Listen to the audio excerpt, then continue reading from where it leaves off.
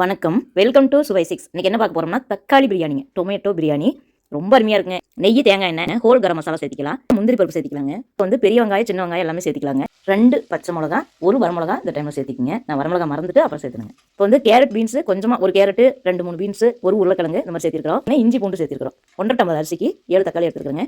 சாப்பாட்டு அரிசி சேர்த்தலாம், பிரியாணி அரிசி சேர்த்தலாம், பாஸ்மதி ரைஸும் சேர்த்தலாம். எந்த அரிசி சேர்த்தறமோ அதை பொறுத்து தண்ணி வச்சுக்கங்க. நான் சேர்த்துறது சீரக சம்பா ரைஸ். இப்போ வந்து மஞ்சத்தூள், உப்பு சேர்த்து வதக்கலாம். தக்காளி நல்லா வதங்கி வந்துடும். பிரியாணி மசாலா 2 ஸ்பூனு, கொஞ்சம் பெரிய ஸ்பூன்லேயே சேர்த்திக்கலாம். புதினா இலை, மல்லி இலை சேர்த்துக்கலாங்க.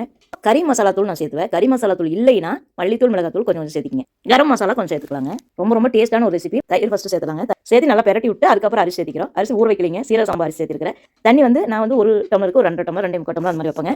நீங்கள் எப்படி வைப்பீங்களோ உங்கள் அரிசிக்கு அந்த மாதிரி வச்சுக்கோங்க. இப்போ வந்து சாப்பாடுக்கு தேவையான உப்பு சேர்த்திக்கலாங்க. முதல்ல தக்காளி மட்டும் சேர்த்தணும். இப்போ சாதத்துக்கு தேவையான உப்பு சேர்த்தி விசில் வந்து ஒரு 3 விசில், 2 விசில் எப்படி வேணுமோ விசில் விட்டு எடுத்துட்டோம்னா இந்த மாதிரி இருக்குங்க. பார்க்கறதுக்கே அப்படியே அட்ராக்டிவாக இருந்ததுங்க. ரொம்ப நல்லா இருந்தது. தேங்க்யூ.